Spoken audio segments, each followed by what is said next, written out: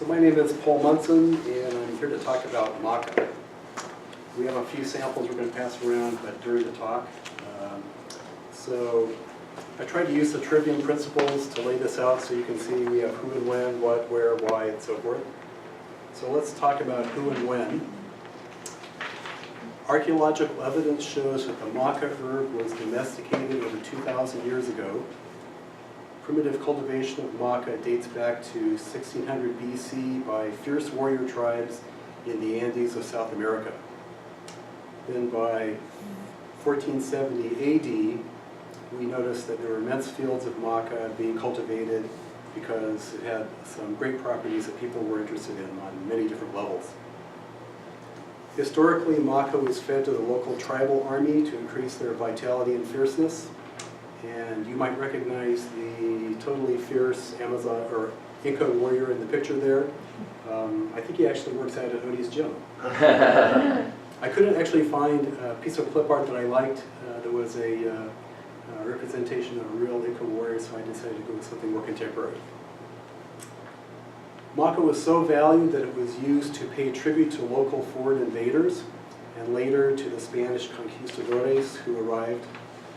In 1549 AD, it is listed in the records as the only good sent as a tribute to the colonial government.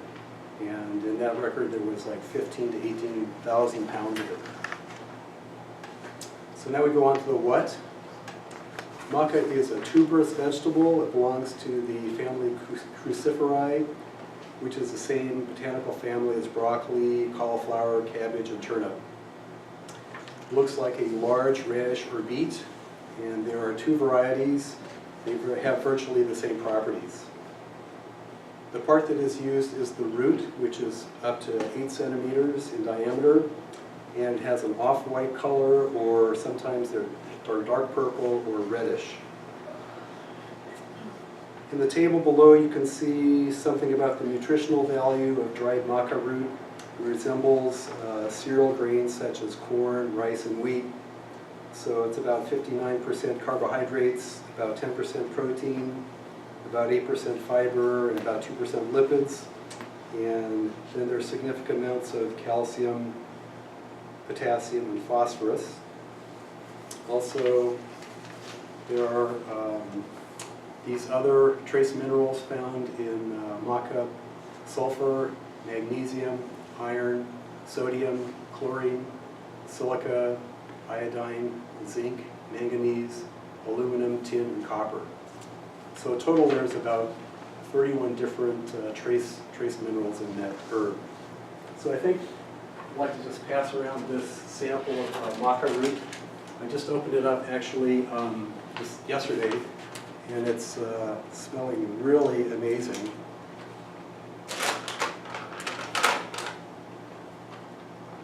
So it's really potent. So you can pass this around and give it a smell.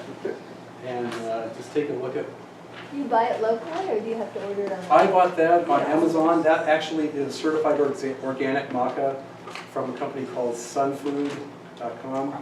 And but you can get it lots of different places. You want to definitely get organic for various reasons. Is it only grown in Peru, or do they grow? Mostly, the best stuff is grown way high in Peru, up in the mountains, but there are people who are actually growing it lower elevations. It's not as good, and they're trying to increase the yield, so they're fertilizing the property with bad fertilizers, so you don't want to get that.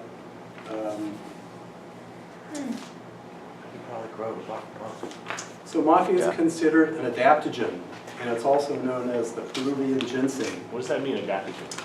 An adaptogen is a food or herb which brings the body to a heightened state of resistance to disease through physiological and emotional health. So plants known as adaptogens are known to raise the nonspecific resistance to disease, be capable of normalizing functions in the body even in disease states, be non-toxic and harmless to any organ of the body, be safe for ingestion for long periods as a nutritive or for prevention. So maca is also known as a hormone regulator. So other adaptogens that we probably know about, Siberian ginseng, ashwagandha, those are just some ones that I can pick off the top of my head. So then we go to the where. Maca is grown in very harsh terrain in the Andean plateaus of Peru at altitudes of 9,000 to 11,000 feet above sea level. Can survive extreme weather conditions such as freezing fierce winds and intense sunlight.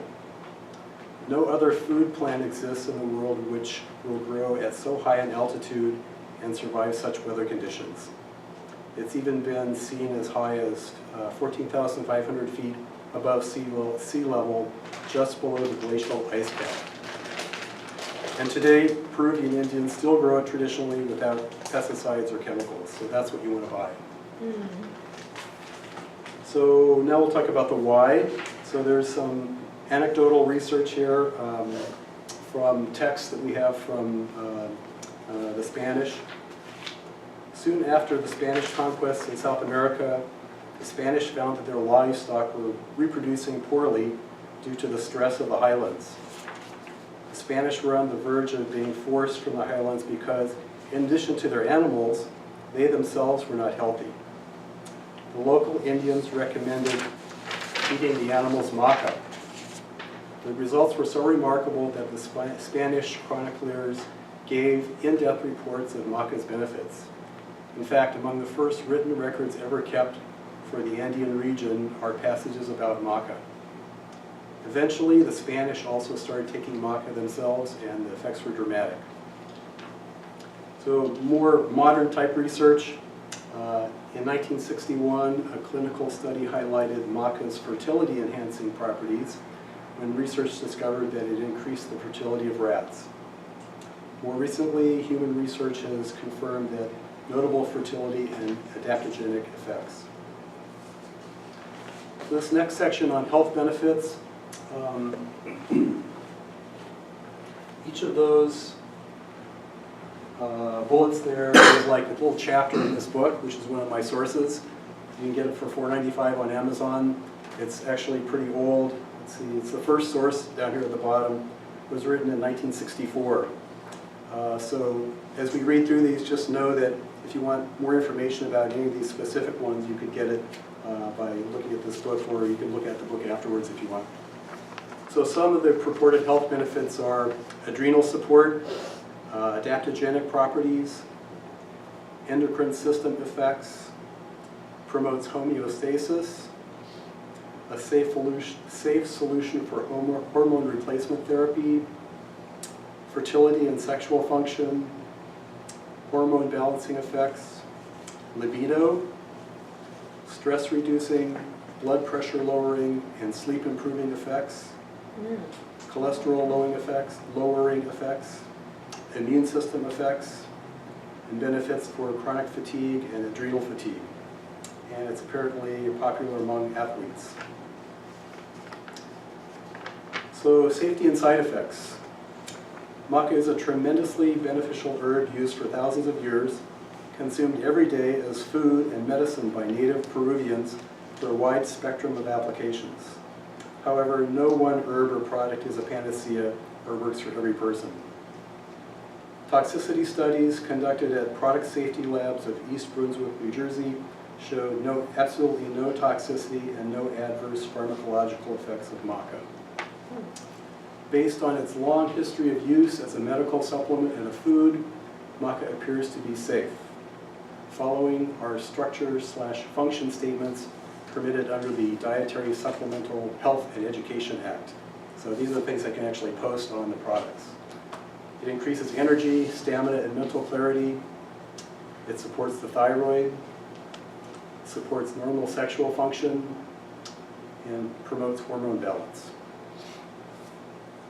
So now you might be interested in the how. How do you use it? Maca root powder can be used in cooking, in a protein shake, as a tea, or mixed with a juice. It can also be taken as a supplement. It comes in capsules, tablets, or powder. As a traditional remedy, 2 to 10 grams of powdered root can be taken. And just remember that it's a food. It's not really like a vitamin where you take very small amounts. You're supposed to take a fair amount of this stuff. If you take less than 1,500 milligrams daily, it may not actually produce the results that it's known for. And if you take like 1 level teaspoon, just measuring it this morning, that's approximately 3 grams, or 3,000 milligrams. So now we come to the training.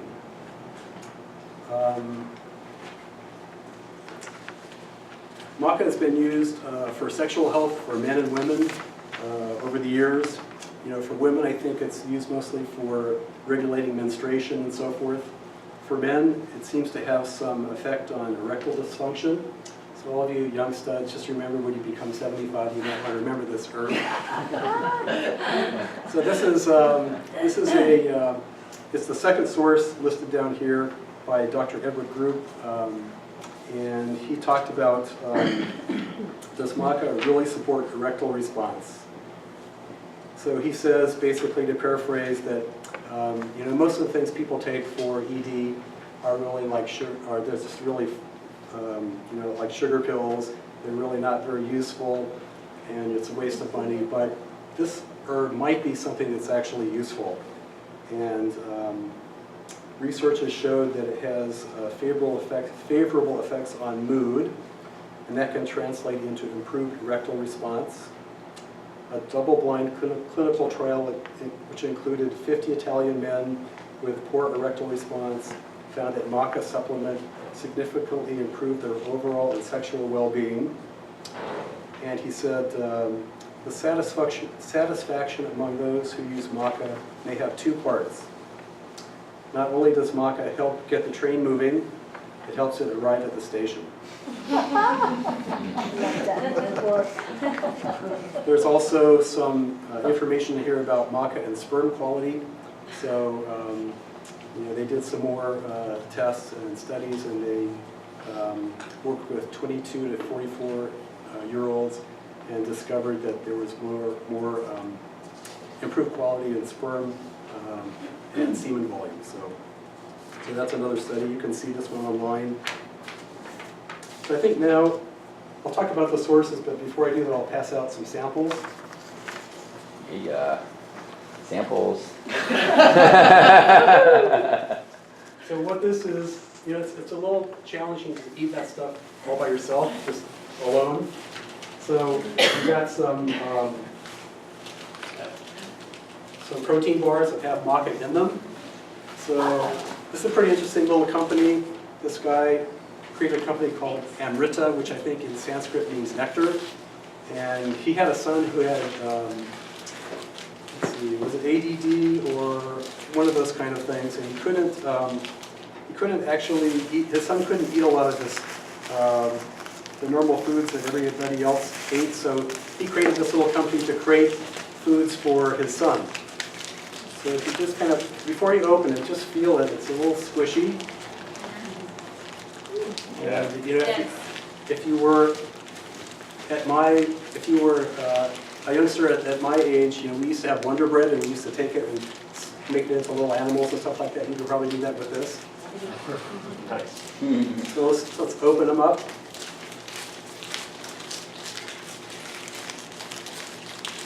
So you can see it's very dark. Smells pretty interesting. I think I can maybe smell a little bit of that maca herb in here. Can you? Yeah. I think it's pretty clean stuff.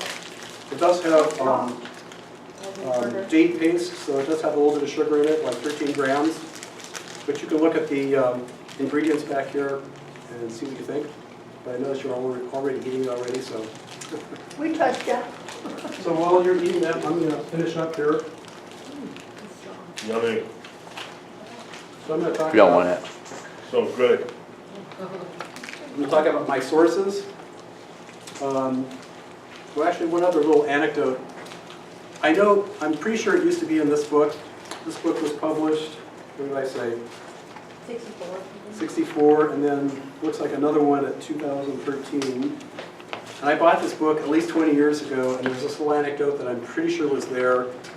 I don't find it in this edition, but the anecdote is that the Inca warriors used to eat this stuff, gobs and gobs of this stuff. And they became very fierce and athletic and unstoppable.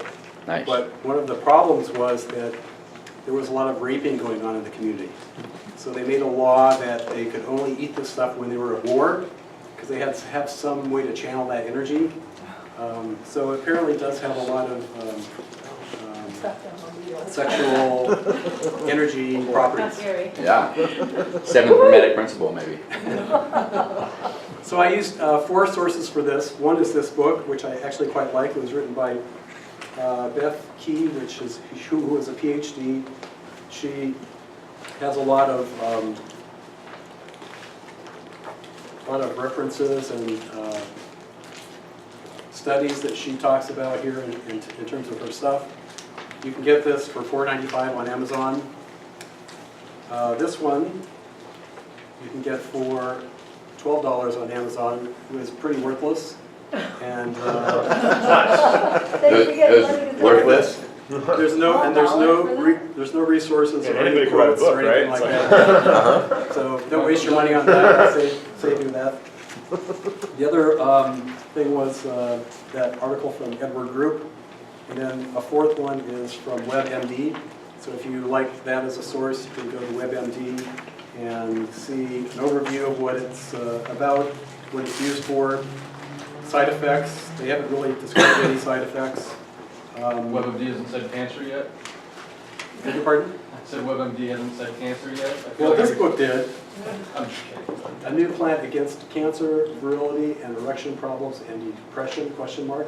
So I kind of really just dismissed this right away, but then when I went over and looked at the fact that there's no sources, I thought, I just feel like what a waste. anytime I go to WebMD, the first thing that pops up is cancer. It doesn't really say that, it just says that we need to do more studies.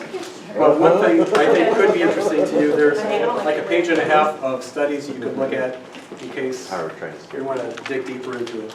Beer, right? Have you been taking Maca or eating Maca regularly? I take it on and off. I've been taking it more regularly, maybe in the last month or 2. For me, I take about half a teaspoon is pretty good. If I take a full teaspoon, I can really feel it.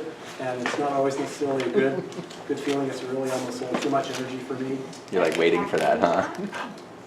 Sort of, but not exactly. It's not that shocking. Any questions? Thank you. That was You're welcome. good. Yeah. Very cool.